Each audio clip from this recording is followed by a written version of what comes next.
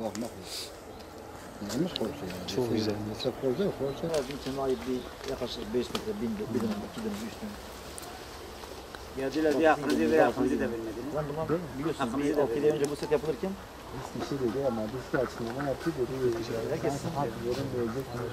işte daha önce gazeteci atını peki ben mesaj ağaçlarına ayırın.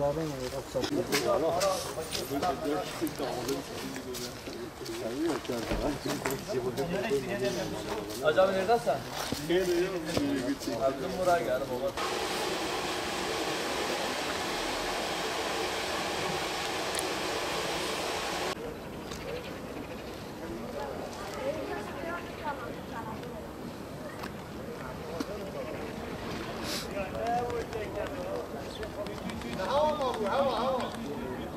Ferit Güç Mahallesi'nde oturuyoruz.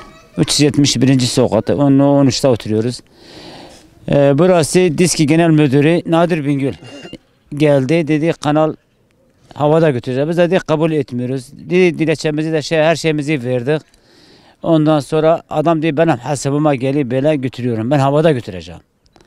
Ettik etmeden mücadele başlayan polislerle beraber geldiler buraya. Havada götürüyor. Şimdi mahallenin yarısı suya Dicle Nehri'ne akıyor Karasol.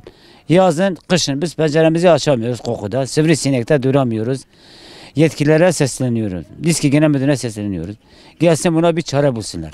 Bu kalasyon yer altına akması lazımdı. Onların hesabına gelmediği için dünyanın hiçbir yerinde böyle havada kalasyon gitmiyor. Bak orada akıntı var. Sesle kameracı arkadaş baksın. Biz ettik etmeden baş edemedik onlarla. Polislerle geldiler.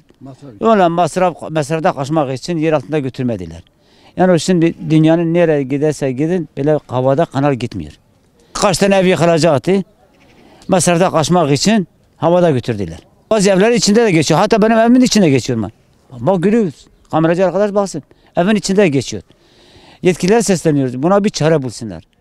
Bizim burada oturan arkadaşlar mahalle Sivrisine'de yazın oturamıyor evinde. Hep kanalizasyon kokusunda zaten bir penceremizi açamıyoruz. Diyarbakır sıcağı da biliyorsunuz. Böyle içeride kalıyoruz. Çok yaptım. Diski Genel Müdürü komple getirdim. Hedef zamanında. Hepsini getirdim. Buraya bir çare bulacağız. Hala da çare bulunmuyor. Bunlar da bulmuyorlar, onlar da bulmuyor. Hiç kimse bulamıyor. Kimse burayı dikkate almıyor. Kimse dikkat almıyor. Yani. Nedendir? Fakir mahalledir. Fakir mahalle olduğu için hiç kimse ilgilenmiyor. Burada görüyorsunuz korumalık falan yoktur. Bizim küçük çocuklardır. Yani çocukla baş edilmez. Düşen oluyor burada bazen. Bunun sorumlusu kim yani? Bunun sorumlusu kim?